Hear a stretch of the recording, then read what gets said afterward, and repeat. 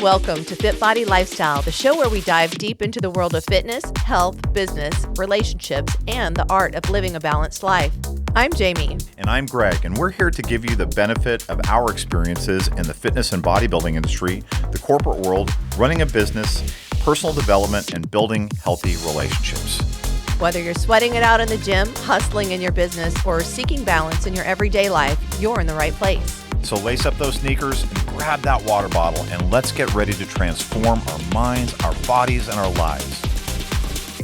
Welcome back to another episode of FitBody Lifestyle, and we are honored with the presence of Miss Shelby Pierce, one of the best coaches in the world, IFBB Pro Olympian, and I'm so excited to be here to talk to her about life after competing, not just in terms of retiring from competing, but these could be longer improvement season, things like that. I think people struggle a lot about it. So Shelby, first tell us a little bit about yourself and then we'll launch into our subject.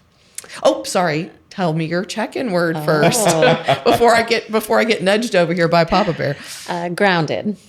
Perfect. That's a good one. I don't think I've heard that one in a while. I love that one. Yeah, that's a lovely one. So just tell a little bit about yourself first, for those that may not know you, and then we'll start talking a little bit about our subject. Yeah, so I am a FitBody Fusion coach. I started coaching in 2017. I was an athlete on the team as of 2016 and competed up until, what was it, the end of 2022. 22, yeah. So, yeah. I'm a wife, I'm a dog mom, and yeah. And a daughter. Loving daughter, yeah. Yeah. So let's jump into this topic, Shelby, because you have transitioned, and not that we're closing the door on competitions forever, because the stage, as you pointed out, is always there. But where your focus is at right now is really on becoming the best coach you can be. And we can say without any hesitation that you are definitely one of the best coaches in the world in this industry. So there's no doubt about that. But talk about transitioning from the stage to that focus on coaching. Yeah. It was actually a little difficult for me at first, because everything was very goal oriented for like a date and a very specific reason for stage. So, I was able to actually kind of realize a lot of things, relate to a lot of athletes that even just go into their off seasons and, have those post-show blues or maybe take longer periods away from the stage. So yeah, for myself, it was more figuring out like how I wanted my structure and my days to look. Like how did it fit back into my day, whether it was with tracking or a specific goal or a target for me. So, even the amount of time that I went to the gym. So a lot of it became, I had to almost find a new hobby in a sense as well. So I would definitely go out and try new classes. I got into Pilates Reformer actually, and it just kind of helped me kind of find my way back into the enjoyment of the gym because again, it was so focused on grow this body part per the feedback. Now it was, well, how do I want my body to look? So it was a big shift in that sense. That's really fun that you did the Pilates thing. And I know that when I stopped competing, I did explore like some different group classes and just some things that just for fun for myself. And so it is, you mentioned the post-show blues, which, people that have not competed before maybe don't know, like, what does that mean? But first of all, talk about a little bit about the post-show blues and what that meant to you and how some clients may struggle with this. Yeah. So yeah, again, I think you're so focused on, time leading up to this show that you're doing and you're just all in, all of your energy and focus is on that one thing. Almost like you're not even thinking about what else is going on around you and feeling anything you're actually feeling. You're almost like, to me, I was almost numb to it, right? Like, I'm just doing it. That's just what I do. So then when I finally came out of the show, I think the post-show blues, a lot of it is you just start to kind of come back into awareness, if anything. And, no longer do you have a stage or this deadline to meet. So I think that you miss it too, because you're almost like, well, why am I doing this then? What for now? So I think that creates a lot of that blues energy.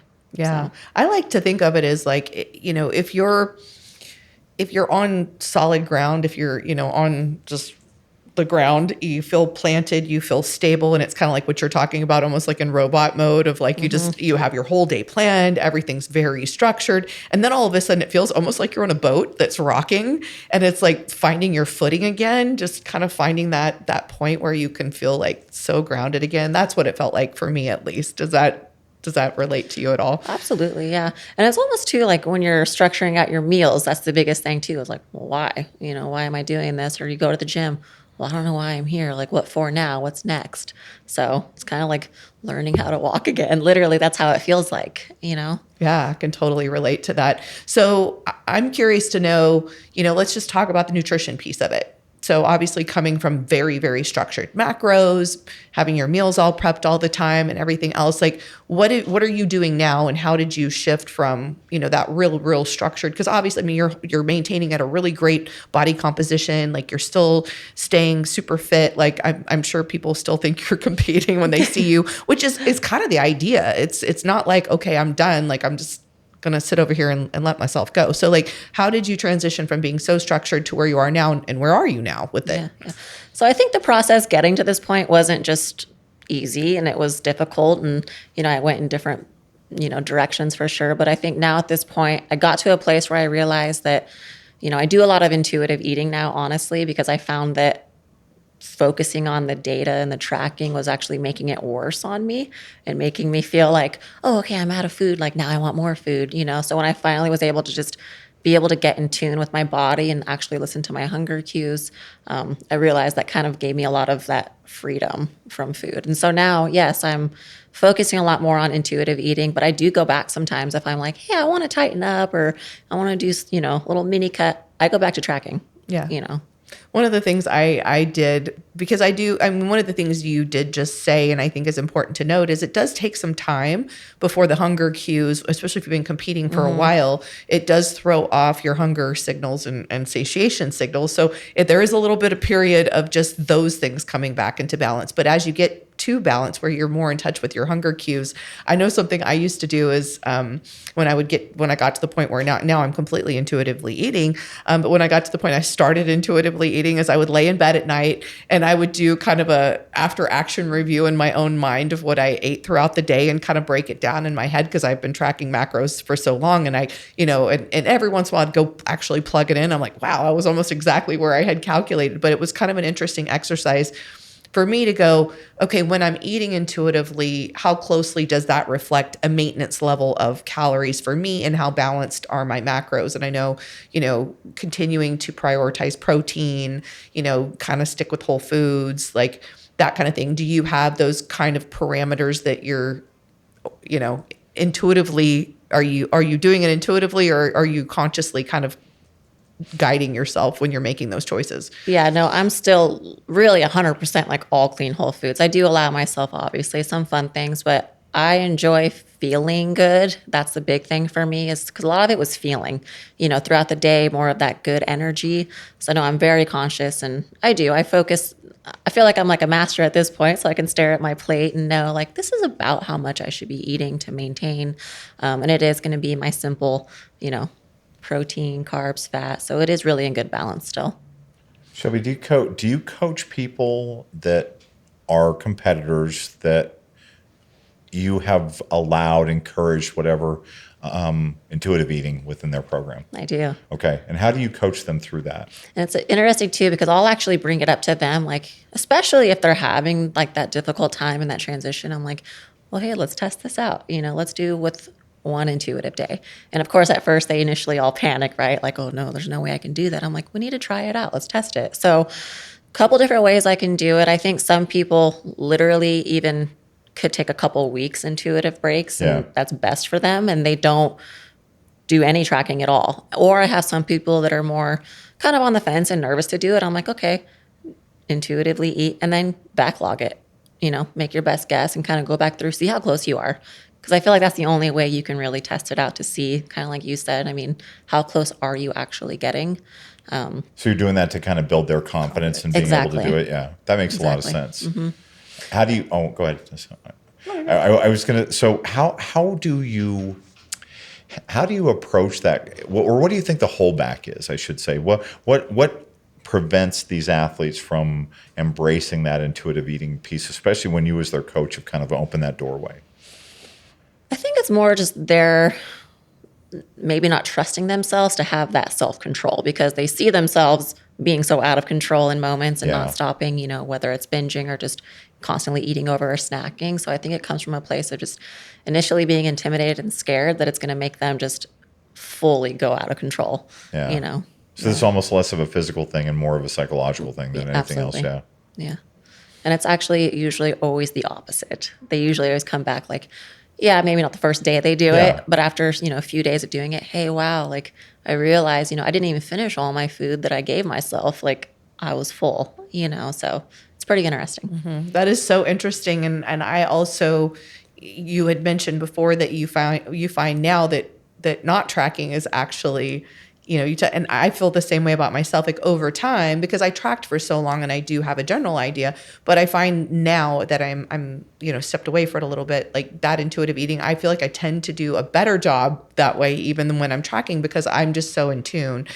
So I think both sides play a really important role. And I don't feel like I would have ever gotten to a place where I can do intuitive eating as well as I do now without having all that experience of tracking and understanding macros and what my body needs. So I love that you're doing that with your clients as well, because I do think it prepares them for the future, even if they're not ready to fully, they're still competing and that kind of thing. Right. But then they have some tools they can use. Yeah. And I used to not. I actually used to be very like, well, let's be like on point, structure. And then the more I realized too, and just kind of seeing everyone's different. There's so many different, behaviors out there, right? So I just realized that I actually want you to know how to do this, because one day you're not going to be competing anymore. Like I want you to be able to carry on and keep up with a good lifestyle. So you have to know these tools. As you're saying that, I'm just thinking that I just recently went through this with an athlete who's traveling, and we were talking about, hey, look, this is a once-in-a-lifetime trip that they're going on, and you need to, again, emphasizing the first four letters of lifestyle, you need to be able to live your best life in order to sustain this lifestyle. So we talked about backlogging, and you talked about that, and I said, just take a picture of whatever you eat, and make your best estimate at the end of the day, and log that if you need to. But just, I mean, there's ways around this, and part of it is again, where am I at in this stage of life right now? What's important? What's my priority right now? Yeah, I think it's a big thing too. Is because for me right now, what's important is again, my health. I want to stay in a good place, and having the routine, I realize helps me still create healthier habits and routines throughout my day. Having the control, the structure, it kind of trickles into everything, and it just gives me more positive energy. And obviously I like to look and feel good and just do better and see growth. So those are all things that can continue, and I've realized that. Mm-hmm. So. And at the end of the day, it's a choice, right? Yeah. It's a choice. If you choose to get to do these things. Right. And if you choose control and that's where you want to, that control can come with power, is the power of choice, as long as you don't over-index on that and make it about, a punishment aspect, or, live. This is not life and death. This is just about how do I make this work for my life? It should be an uplifting thing, right. Whether you're competing or taking a break or lifestyle. I mean, it's a form of self-care too, right? And I think it's great to have goals and hobbies and other things. So I love that you did bring up the hobbies. And so do you have any goals for yourself from a health standpoint or fitness standpoint, certain areas you're training or certain things that you're doing in terms of the way you want to look? Yeah, I think currently now my biggest thing is I'm like, okay, I'm really focused on getting stronger at certain lifts. So a big one's hip thrust, right? We all love our hip thrust. So, I really focus on seeing myself get stronger at certain movements that maybe were my weak point before. So now I'm just kind of focusing on those. Yeah, so. That's cool. I mean, because there's so many things I feel like we can create as goals. And I know sometimes I'll have athletes in improvement season or maybe they're, taking a break for another reason, family or whatever. And, they'll go, I need a goal. And so brainstorming goals. So I love that. They could be fitness oriented goals, like you're saying, like a certain weight or a certain improvement on something that you're doing. Or it could be something like a photo shoot or I was going to say, yeah. Or a reunion or a wedding they want to look good for. So, vacation. I if think they it's wanna. good. I always tell athletes too, like, hey, like set up a photo shoot. Don't do it 1 week after the show. Literally do it like a month, like a few weeks after. So that way it's helping you like, you know, transition out of it. But even for me, like photo shoots are super fun, and so you can kind of set those up and things like that. And yeah, definitely helpful. Giving you something to kind of still target that isn't just stage related. It's interesting about the photo shoot piece because I do think that's very accessible to people. But setting that out as a target is something that becomes an accountability program or accountability event for you to make sure that you are motivated to stay on that plan. At the end of the day, I think too, you just got to think about yourself. Yeah. Like literally, this is your body. Like, do you feel confident in your skin? Like, that's literally a huge thing for me. And I've always felt this way. I always want to feel positive about myself. So, it's hard for me, when we hear clients that come to us about how miserable they feel in their own skin. I'm like, man, I hate that for That's a them, horrible right? place so, to be. Yeah. So, and then just, it's not easy, I know that, but as long as you kind of just start slow and just stay focused on that piece first above all, I think that kind of guides you.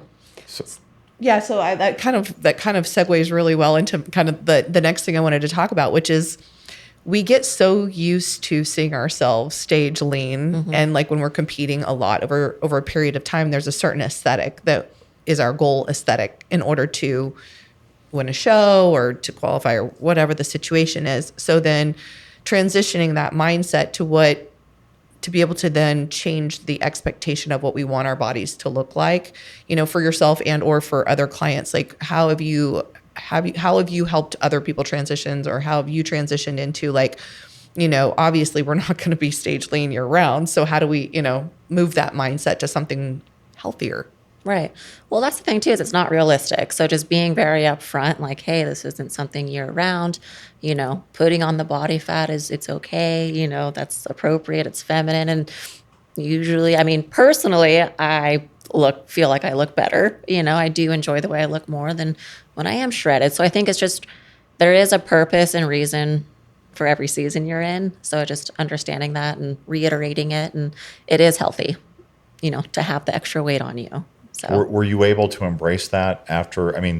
Was that an immediate thing that you were able to embrace after going to the Olympia and making the transition? Were you able to embrace the different body style? So at that point, I actually, probably because I've, been through it multiple times now, but no, I was really excited to get back up, as far as my body fat, body weight, and all of that. I had different plans as far as like reversing very well. And at the time you probably remember this, I was like, hold me accountable. Like, I want to take care of my metabolism, do this right. And it didn't go well, but that's when I realized, like, I told Jami, I'm like, you know what? I think I need to be a little more intuitive and get back in tune with my body and my hunger cues, because it's the tracking. I'm realizing it's like kind of triggering me to get to that like food scarcity spot. So, it was difficult, but just, you have to be patient with yourself. It's hard for everybody, period. So Shelby, talk about that. Yeah, I'm so glad you said that, Yeah. because it really is. And I know a lot of times I have people that are really beating themselves up, not being perfect coming out of a show prep. And in reality, I do. And I love that you said that, because I tell people, even the best of the best of the best, every single person is going to struggle post show. It is going to be a little bit more difficult to get to that place again. So you were going to talk about just. Well, yeah, when you say getting in tune with your body, and I would like you to walk us through the different cues that you get when you're competing versus the different cues you get when you are intuitively eating. That kind of, I don't know, that compare and contrast, the getting what you mean by getting in touch with your body.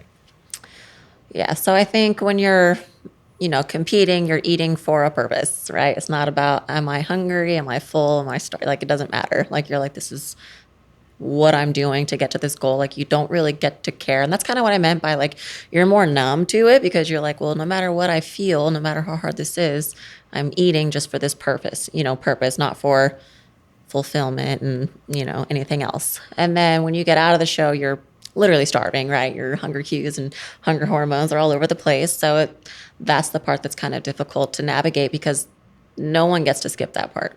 So it's more just doing your best to have that self-control to get through the hard part, because you will get through it. It takes a little bit of time, but having someone that you can be honest with too, and they can kind of give you ideas. And I don't think giving yourself free reign is the best idea right away. Of course, no, don't go on vacations and things like that. I made that mistake, but just be patient and give yourself that grace, and eventually everything will calm down.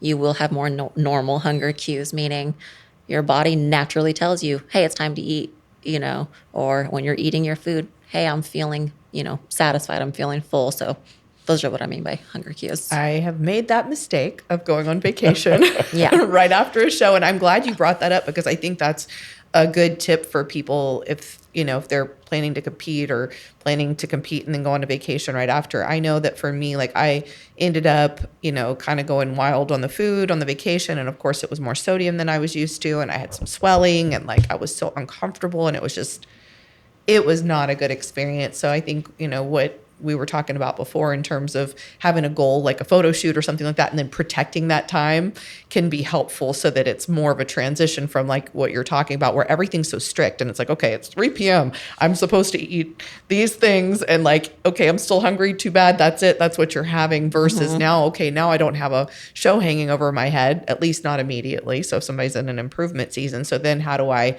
transition to, okay, can I have some more? I can have more, but I don't want to just go buck nutty. So like, going on a vacation is like kind of the opposite of that, because you want to be able to really enjoy yourself. So maybe protecting that time a little bit. Do you guide people, post show, and what kind of advice are you usually giving your athletes if they're not going to be doing a show soon? I tell them the same, I'm like, don't plan anything right away, because, for me, I made the mistake. I literally, like 3 days after Olympia, flew to Hawaii for a week, and it was just crazy, so I always just say like, hey, don't plan anything, as far as vacations, things like that. Just go right back on your plan on Monday, the best, follow it the best you can.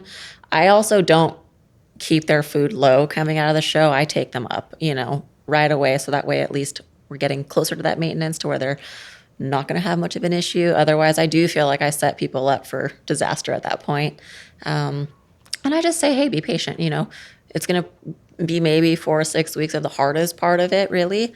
But if you mess up one day and you go over one meal, you have to do everything you can to just say, it's okay, move on. The rest of the week isn't just ruined, and you don't say F it because of one meal one day. Get back on track the next day. The other thing too is, don't go in and punish yourself the next day. I have people come back, oh, I didn't eat for a couple days and I did a bunch of cardio. I'm like, what happened? Well, I did it again. Those are the things you just cannot do, I've had people do that and they fasted. Yeah. I'm like, oh no, because it's just the vicious cycle. It happens every time too. Every time. Mm-hmm. Or they'll overdo cardio the next day to make up for it. And again, it's like that vicious cycle. So what you said is exactly, to me, the perfect is just, if you mess up, okay, accept it. Don't go weigh yourself the next day. Like there's things like that are obviously going to give you an unhappy reaction. Move on. Yeah, get right back on plan. Yeah, talk about that a little bit, about weighing yourself, and where does that roll into this intuitive eating and this embrace of that aspect of that phase of your life? Yeah. I mean, ironically, this is the heaviest I've ever weighed in my entire life. But, personally, when I'm thinking about myself and I look at myself like, wow, this is also the best shape I've ever been in as far as like muscularity, my leanness, I'm everything like that. So it's really become irrelevant to me. So kind of if you're doing a check-in, right? I always tell my girls, take your photos and do all your messaging and all of that, and then go stand on the scale last, because a lot of times people will get on the scale first, right? And they're like, oh, this is a bad number, so that means everything else is bad. I mean, I even think about when I was competing, I was obviously like going up heavier on stage. I'm like, I should be though, So a lot of people get hung up on that number, and really it's look at how you look first, and definitely there's so many fluctuations on the scale. So if you weighed yourself 3 days in a row, you'd probably get a different number most of the time.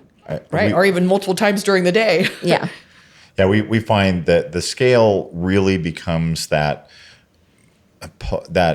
either fixed or growth mindset, right?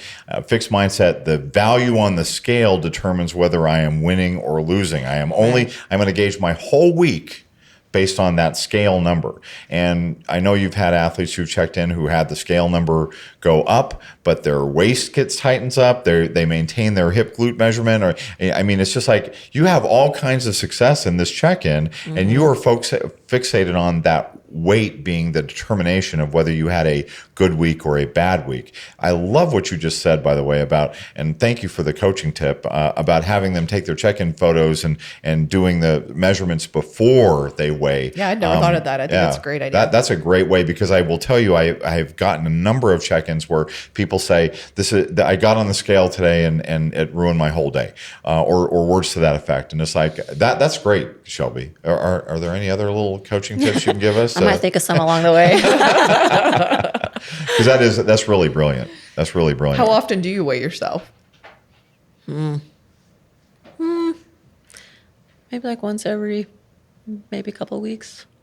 That's awesome. Because I know I weighed myself every day for, years. At least a year, 2 years, maybe. Oh, more than that. Okay, maybe more than that. Well, and I mean, I will say though, for me, it was very much an experiment. It's how I looked at it. It definitely wasn't like, oh, I weighed myself and, I was like upset about it or anything. It was really more kind of like, oh, okay, what happens when I get less sleep? What happens when I eat something a little bit different? So it was kind of a fun little experiment for me in the beginning.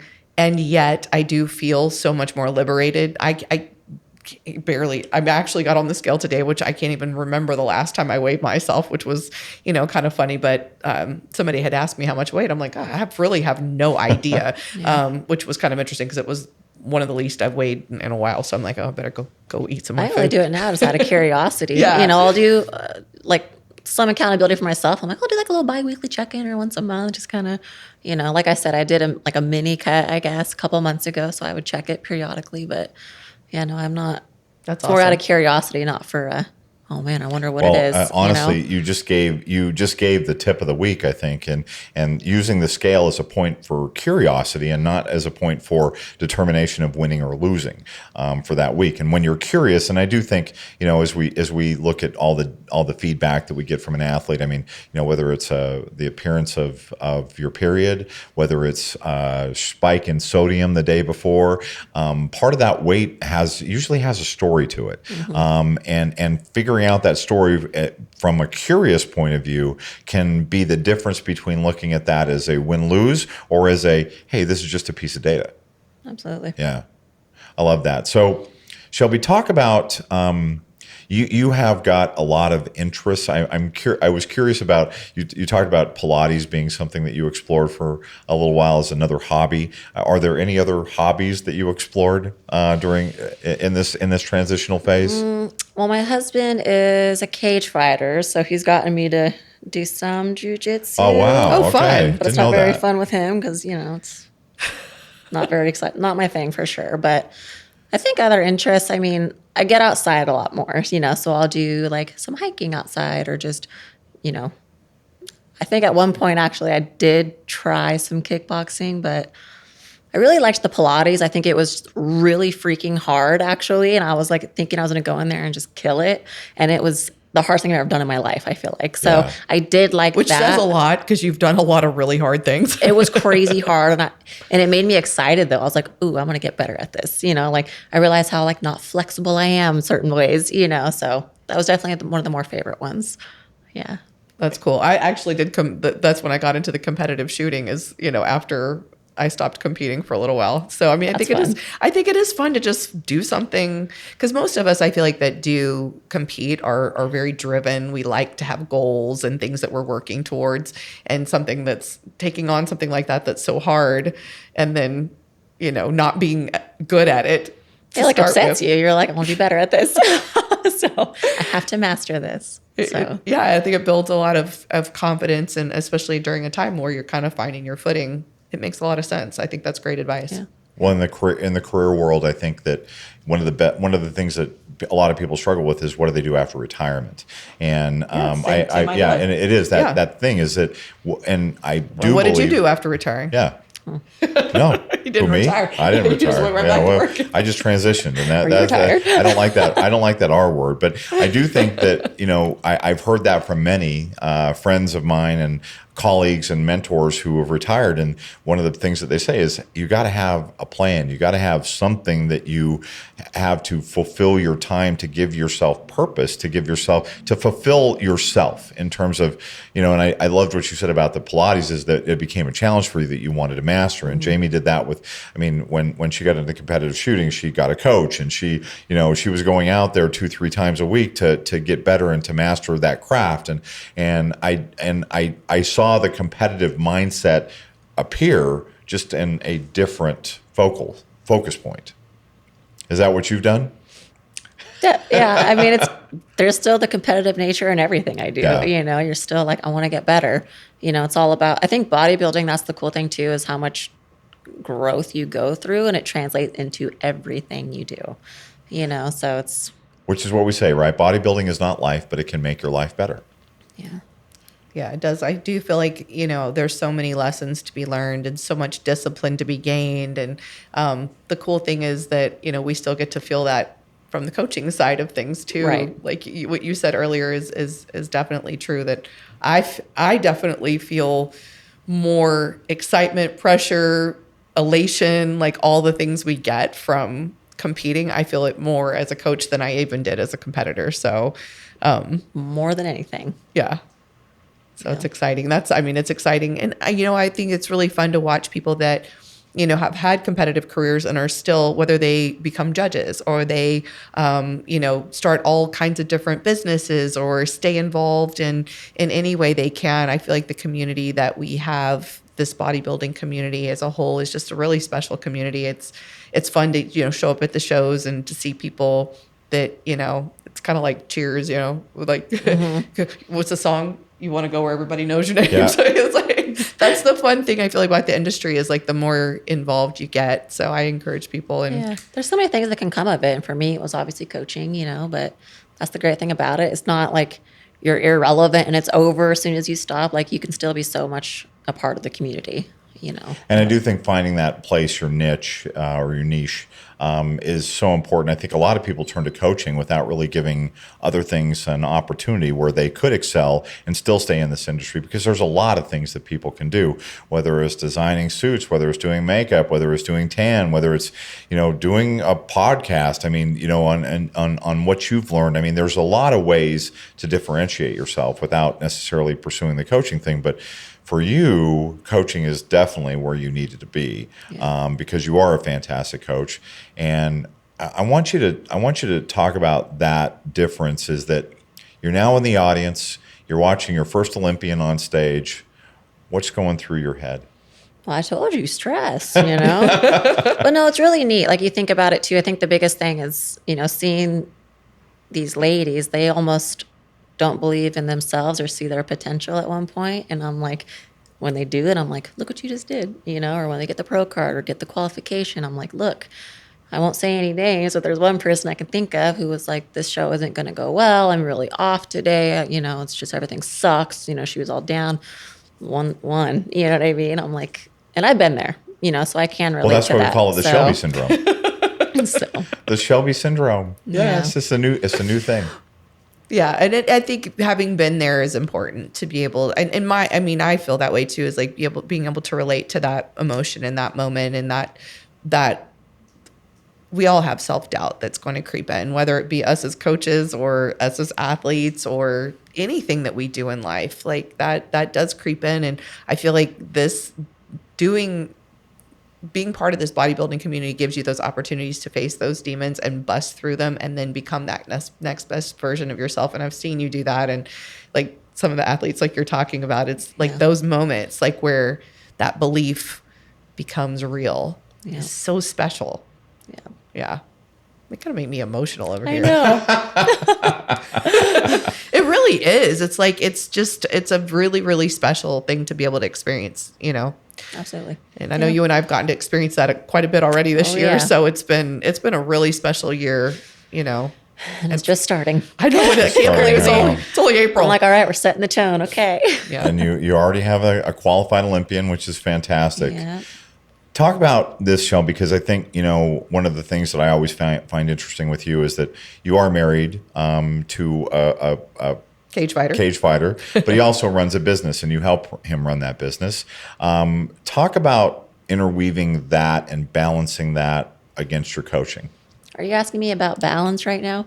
No, not balance. We call That word does not exist. We call it balancing. Oh, don't finish that. Tell us, okay. why does it not exist? That's like that does not exist.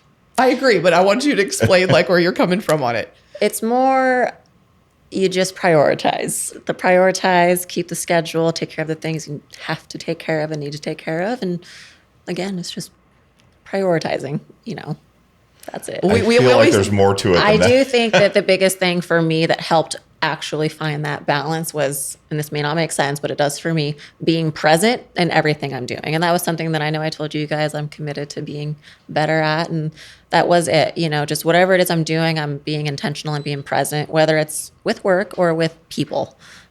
So same thing with my husband. So with the work thing and all of that, it's okay. When I do that, I'm giving my all and my focus to this. And then when I'm working. I'm not like in the car. I used to be so bad at that. Like I'll be in the car on the way somewhere, like, oh, I'm going to take care of this. I'm going to work, so that's just, to me, is what created like that off balance and an organization and left me feeling not so great. Right. So those are just some little things that, I think those are great tips for everyone. again, just Absolutely, intentional, I guess. So I was as we were thinking about metaphors to describe this, I just think that life is a competitor.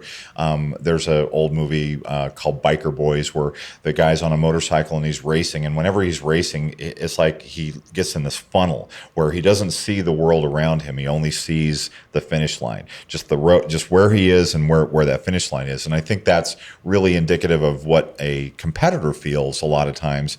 And when that is the case, yes, you are focused, but you're also not present in the awareness, present in the surroundings that you have around you. And I think, that's what you inspired in me, is to think about this, Shelby, is just that willingness to kind of not just be focused on the achievement, but also be aware of what else is going on at that moment, so you can be truly present. Well, it's more fulfilling for you, because that was what was happening to me, is I would feel almost like upset, like, I should feel better after all these things, and I should feel better after going to see my family, right? But instead, I was like so worried and scrambled with things and not being present. So I was missing out, is what I felt like. So thinking about what else you could have, should have, Yeah. would have, instead of enjoying that time with your family and then leaving and feeling like, wow, I didn't even. Yeah, 'cause it's never long enough, right? And so Has that renewed? That's awesome. I'm sorry. Has that renewed sense of presence? Have your family, has your husband, has your family commented on that with you? Oh, my husband, absolutely. The biggest one. Yeah. We definitely spent a lot of time just like being kids again, and just having fun. So That's awesome. That's awesome. Yeah. What's the difference between fun now? And I don't want you to tell personal details, but maybe just like, what's the is Ashton going to hear this? No. What was the question? Well, what is being kids again and having fun now? What does that look like for y'all versus when you were heavily competing? Yeah, well, I think when I was competing, it was very, again, just focused on one thing, and my world revolved around that. And a lot of it too is not only was I competing, but when I wasn't, training and doing my own things, I was coaching other people to, it's all in the same world, right? So it was very just revolving around that. And like I mentioned, I was real busy and just like on the go, and it created that, I'd be on my phone constantly. That was the big thing, I think, just constantly like on my phone, just real quick, let me just do these things. And there was definitely no time for myself either, for my personal self. So now it's still busy, obviously that's still happening, but just being, again, more aware and present and in that moment, it's created for me to actually have more enjoyment for both of us. We actually got feedback from our kids not too long ago at a family dinner because we were talking shop too much. And so I totally get it when your world is if you're very passionate about what you're doing,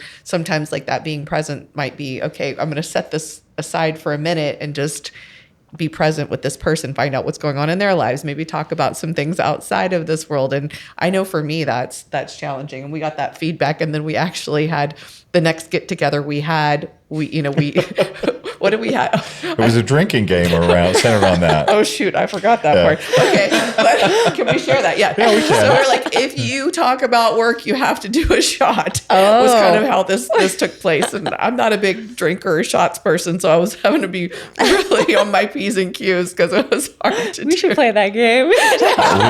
Maybe we will tonight. Yeah. Oh man, but that was really cool that you shared that, and I think that's a part of this topic we're talking about, this life after competing topic. Is it's not just about the diet, it's not just about getting in the gym, it's not just about your body image. All those things are important, and we talked about it's also kind of how you're allocating your time. And it doesn't have to be after you're competing that you take this advice you're talking about, which is like that being more present. It was probably easier for you to come to the conclusion and see it afterwards, and now you have that tool to help your clients as well, hopefully integrate that into their Absolutely. Yeah. No, they'll tell me like, oh, I'm not going to go do this event, right? And I'm like, why not? Like, no, go do that. That's okay, and it's funny because when you care about something so much, this obviously is a huge passion of mine. So I'm not saying that I push it to the side, nothing like that, obviously, but there are other things. You have relationships, and those are very important. Those are what you have forever. So now I'm going to prepare myself for the look, because you're probably going to give me the look when I ask you a hard question. Okay. But I'm going to answer the first part for you, which Jami always criticizes me for, which is accurate. But I don't know. I should say I always criticize, and it's appropriate. Honestly, she's right. But the first part of the question really was, do you have any regrets? I don't think you have any regrets. And if you had to do it all over again, would you do it the same way, knowing what you know now? I would. Okay. I really would. Okay. Yeah, because if anything, it's helped me see things. It's helped me grow, whatever that is. So no, I would not change anything. Okay. Then part two of this question is this. When you have an athlete who you see so much of yourself in terms of that singular focus, that obsession almost with that part of their life, do you coach them on that? Do you talk to them about? Okay. I just explain to them how important, whatever it is, I explain like, hey, maybe right now you don't see it, but eventually you will. And usually, whether I'm in person with them or on a phone call, there's like, wow, okay. Sometimes some people almost feel like not permission from me, but yeah, they're just like, oh yeah, I just need to hear someone else say it to me, because we get tunnel vision. I get it. So. That is a beautiful response, Shelby, because I think it is a recognition that you are where you are now because of the events that you've been through, the experiences that you've had, the life that you chose, and you won't change that, and you wouldn't change that if you had to go back. And you're carrying it forward to other people, the lessons that they may be able to benefit from learnings that you've had. Mm-hmm. Yeah, that's beautiful. I love that. And I love you. I love you guys. We really appreciate you being here today. And I think this subject is one that is so important, whether somebody's taking 3 months off, taking a year off, maybe stepping away from competing. It's always there. It doesn't mean that they're never coming back to it. It doesn't mean we don't know what you'll do in the future. And at the same time, like just finding that balance in life, I think is so important. So thank you for being here and sharing your experience. And, so I guess we're ready for the checkout word. Yeah. Fulfilled. Absolutely. All right. I love that. God, you've had some really good check-in and checkout words, man. That's right. It's awesome. Well, we can't wait to have you back. And remind us how, not us, because we know, remind everybody how to, and you know what I'm going to ask you, how to get in touch with Miss Coach Shelby Pierce. I'm prepared this time. All right. So awesome. My Instagram is Shelby Pierce, IFBB. And then, of course, we have our fitbodyfusion.com website if you want to submit a consultation with me. Can I just share this? We asked you this before about how people contact you, and you were like thinking, do I give my address? Do I give my telephone number? Literally, the first thing that came to my mind was my number. Like, well, okay. Honestly, it was so real. It was so real. I just love that. I really do. All right, everybody. Thanks for tuning in today. And we remember when you listen to this the podcast, man, I'm just like I'm all over. This is his I'm favorite flustered. part. Yes. Like, comment, subscribe, and leave a review. And And we do look at those reviews and we do look at those comments, and we will incorporate your feedback into future episodes, which we are planning right now. So we have a Bikini 101 show that we're going to plan on, which is simply just walking people through all those elements, the basics of soup to nuts. You're thinking about competing, and how do you then take that and go all the way to the Olympia if that's what your goals are. And in the meantime, right? Did I get that right? You got it right. Okay. In the meantime, remember the 3 B's: be good to yourself, Be good to each other, and be safe. Thanks for tuning in. Thank you for tuning in to FitBody Lifestyle. We hope today's episode has left you feeling motivated and equipped to tackle your fitness goals, business challenges, and the daily dance of life. Remember to value progress over perfection. Life's tough enough alone. Find the chosen family around you to help you along the way. If you enjoyed today's episode, we'd really appreciate it if you would subscribe and leave us a review on your favorite streaming platform. And don't forget to follow us on Instagram at FitBodyFusion.